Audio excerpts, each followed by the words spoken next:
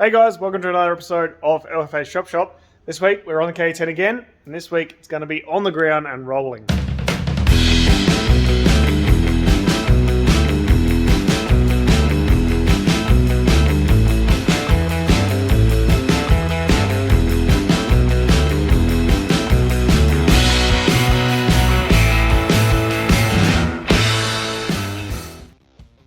So the main goal of this episode is to get this car on the ground and actually able to go to the interior reupholstery place.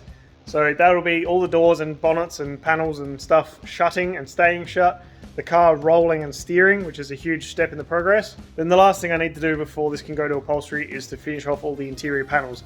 So the two door cards, the two rear door cards, and the parcel shelf.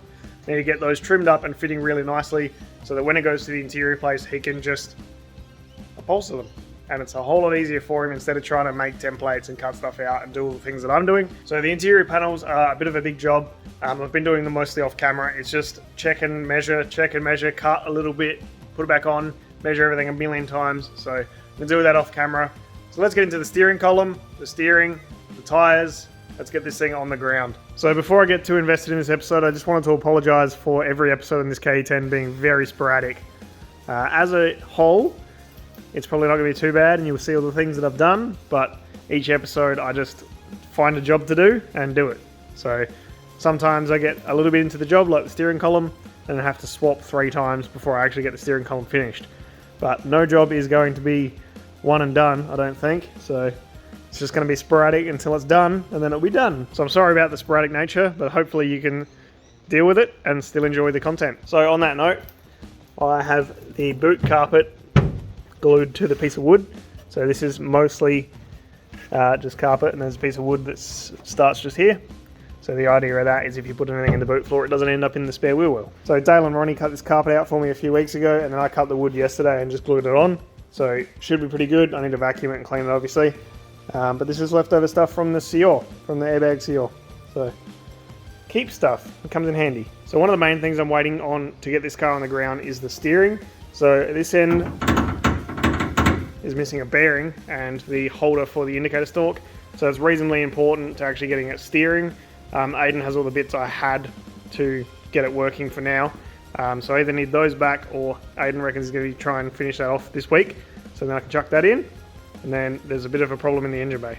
Then in the engine bay we've got another little job to do, so I need to cut down the intermediate shaft and cut back the steering column just a little bit, and then paint those guys up and put them into each other. So the steering column actually talks to the rack. Then down in this wheel well, we've got the rack end, which needs to be shortened a little bit.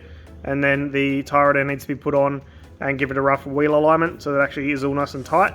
Then cover the rack itself in grease, put the boots back on. So not a very big job, just something I need to do. And then something really obvious that goes around here, needs some tires. So I can't drive still at the moment. So I need to hassle someone to take me to the tyre shop and get some tyres put on. Alright, so onto the steering. I've pulled the steering shaft out again. So the bottom intermediate shaft thingy, cut a little bit more off of that, probably 20 mil, 25 mil, and then cleaned it up. And this bottom section of the steering shaft I need to cut probably another 15 mil off of there. So cut this off, put that in there, make sure it all works still, put it all back in the car, make sure it actually steers and works, and then pull it all out again and paint this guy, just the bottom little section and the bottom little section, and then put it all back together again for the final time, hopefully. Alright, so I got the steering column all back together.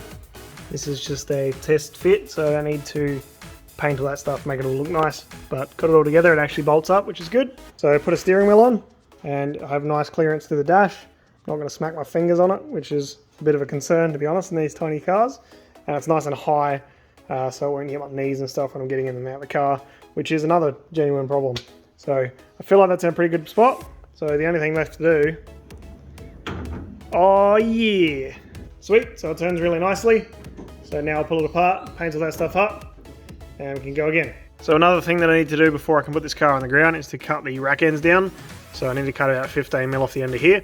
So I've got a little cut off wheel on the air compressor, and I've got the sanding disc on the grinder. So I'm just going to cut this off and then give it a quick little flat disc, try and make as little sparks as I can in the direction of the paint.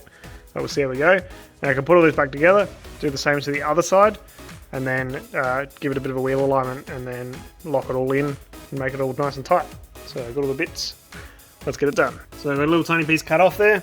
So this is the old rack ender that I took off, and you can see that the threads are exactly the same length. You might not be able to see that, but I can.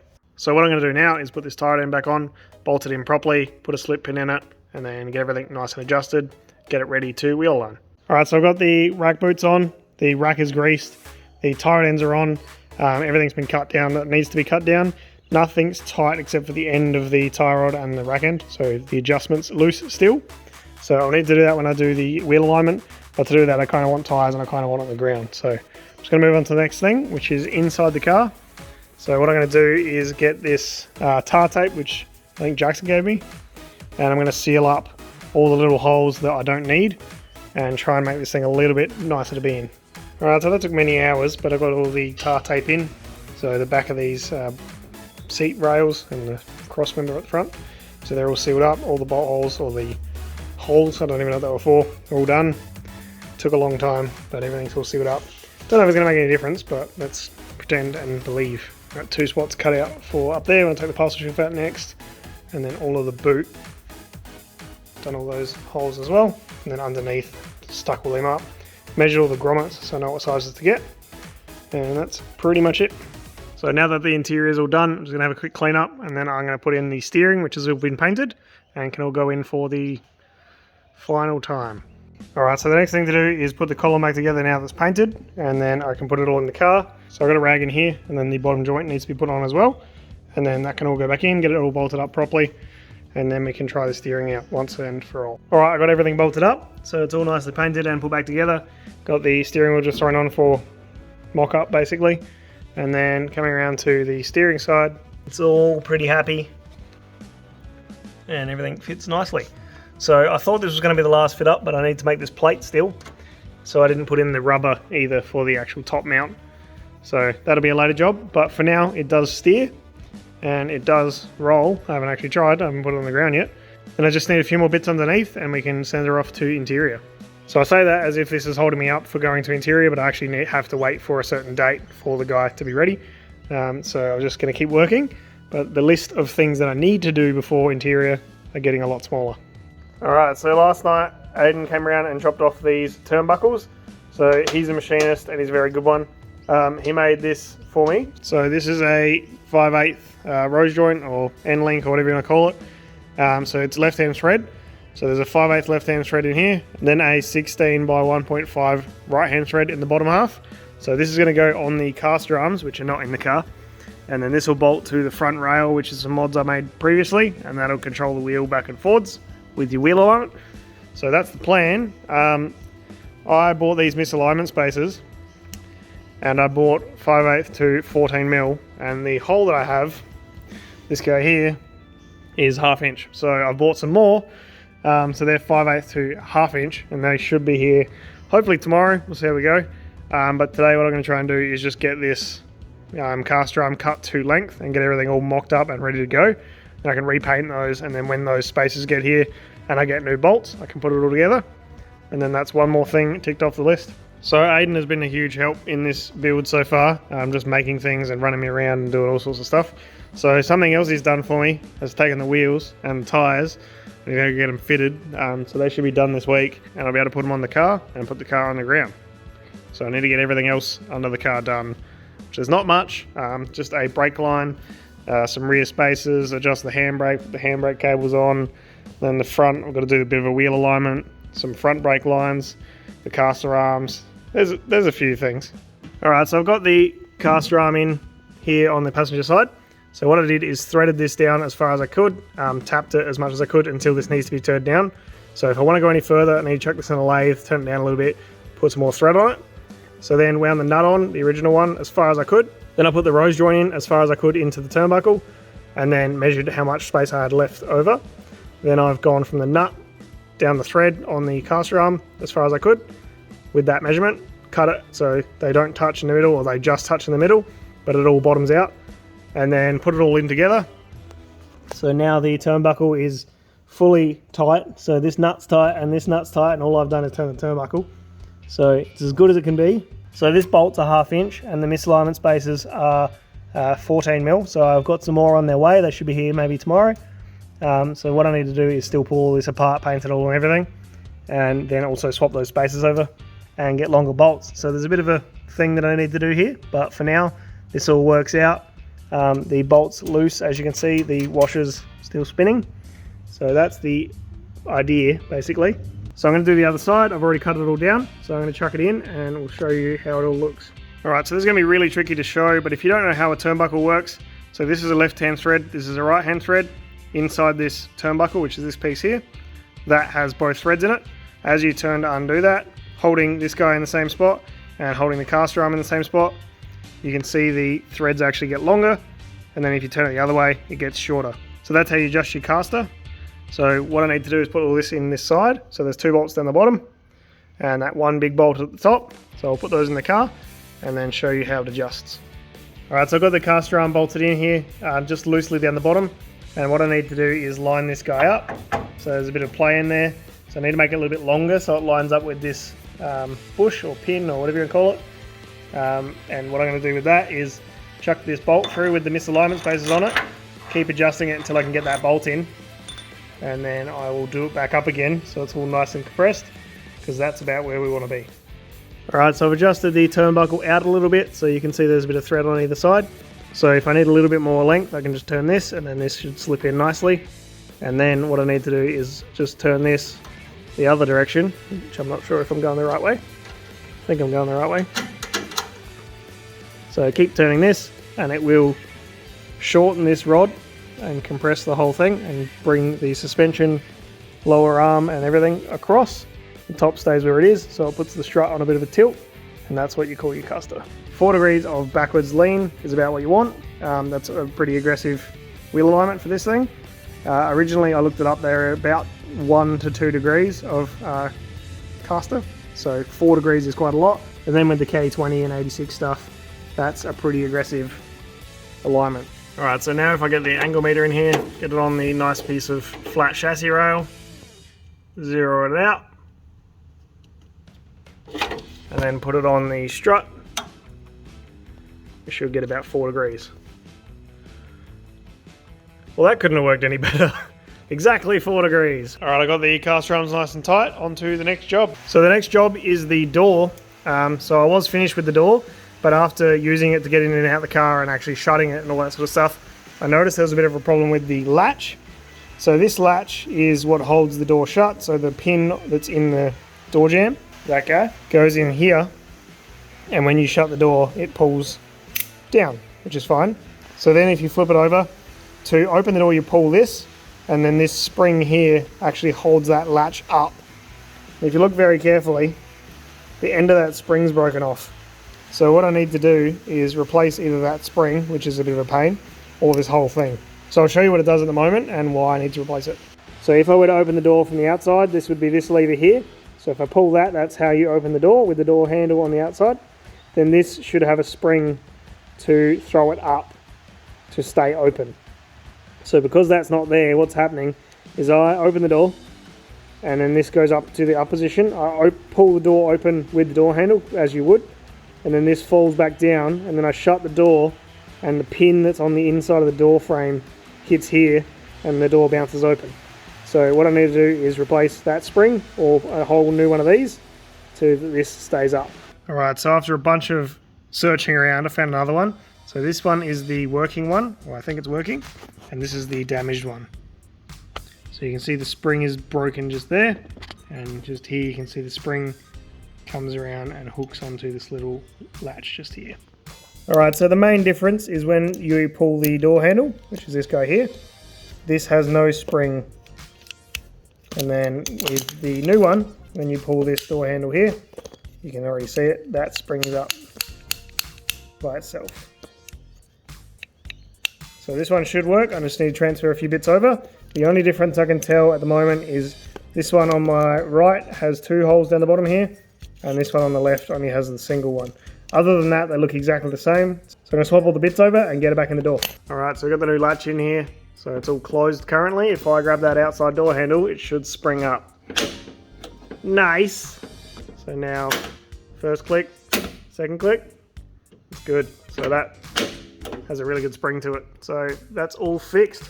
Alright, so I said I wasn't going to show it on camera, but I've got the door cards all finished up. So they're ready to go. The rear door card, I need to get some new material, which is 3mm instead of 5mm, and remake those. Alright, so then the parcel shelf's all finished up as well. So it's all cut to shape. So what I need to do next is get some flat bar, drill a hole in it, weld those bolts to the flat bar, and sink it all nice and smooth so that when it gets upholstered you can't see any of that stuff, but it holds from the bottom. You can do it all up and it doesn't spit on the top. Alright, so I've done a bunch of stuff this episode. It's getting kind of long, so I just want to know what's left before we can get this thing on the ground. Alright, so number one, the caster rod. So the end spacers, they're on their way, and I need a longer bolt. So I need to get to the bolt shop and get a new bolt. That's a pretty easy job. Then the wheels and tyres. So the wheels are gone. The tyres are going to be fitted in the next day or so. So that'll be pretty easy. Alright, so another job on the list is the front brake lines. So the braided lines for the front. Now, I went to do this earlier today and realised that I put the struts on side to side in the wrong spot. Everything works perfect as it is. So the line is just a bit short. So I need to put the struts on the opposite sides with the brakes on the back of the hub instead of on the front. So I'm assuming that'll clear with the steering arm, which is on the back here, and the tyre rod and everything. So hopefully that works out alright. I'm assuming that's how it was before we pulled it apart to paint it. So I guess I'll have to do that and find out. Alright, so another thing is the rear brake line. So I'm still waiting for that in the mail. Then there's a little pressure valve that goes in line on the brake line. Also waiting for that in the mail.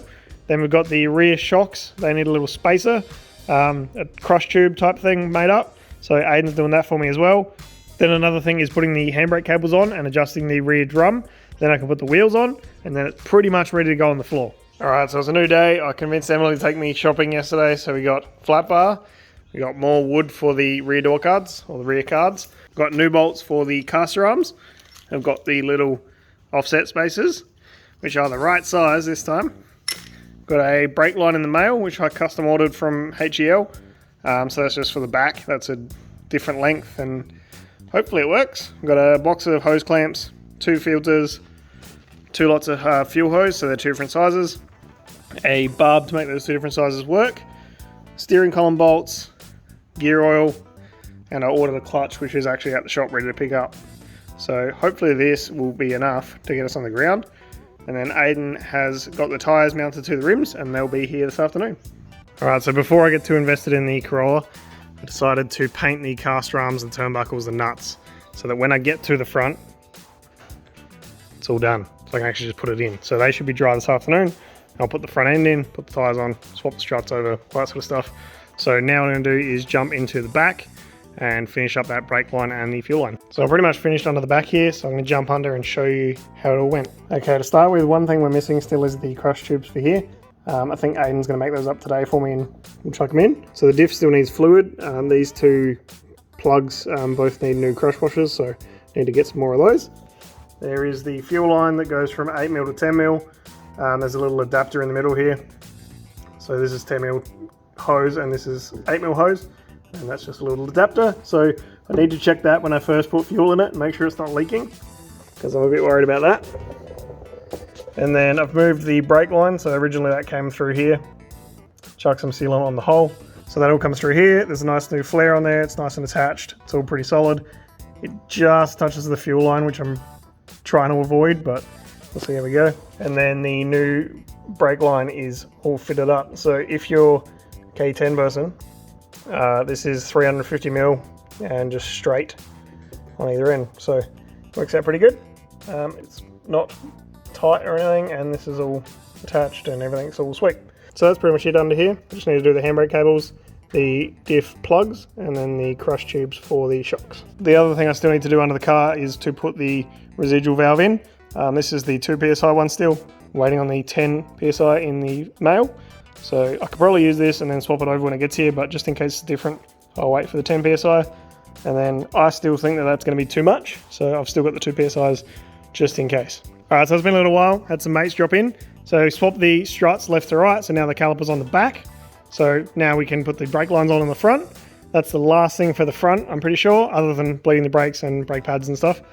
Then the back, I got the shock tubes delivered. So they look like this. They're just a little tiny tube to stop me crushing the bracket on the diff. So I'm going to chuck these in now. And then the back's pretty much done, other than the handbrake cables. And then it can almost go back on the floor And in saying that, we've got the wheels back with tyres on, so it's very close. Hopefully today I'll get this thing on the ground. All right, so I've got the rear shock tubes in, I've got the wheels on. I'm going to show you that once I've finished the front. It all looks pretty good. Just need to do the handbrake cables in the back and we're done back there. So I'm jumping into the front. We're going to do the front brake lines and then I think that's about it. I will check the list and put the wheels on and we're good to go. All right, the front's all back together. It is done and it's on the ground. Looks really good. So there's no engine obviously, so I've slammed the front as much as I could and there's no interior or anything and the back is as low as it can be for now. So it looks pretty good. May have to come up in the front, may have to go down in the back, but that's a later job. Looks really good. These tyres in the front are very aggressive, or rims and tyres. Probably doesn't look like it. It's pretty spicy for me. And then the back is a little bit sunk, probably add 20 mil back there if you really wanted to. So I did what I said, I got it on the ground, I got it all finished. So there is a few things to do underneath, but I can do those at any time. So I'll come back to them. Looks really good. So there is another huge milestone now that it is on the ground and it steers. Does it roll? It should. Let's find out. Easy. That tyre's a bit flat. We have a roller. Alright, that's it for this episode. Thank you very much for watching. Hope you enjoyed the Ke10 and we'll see you next week.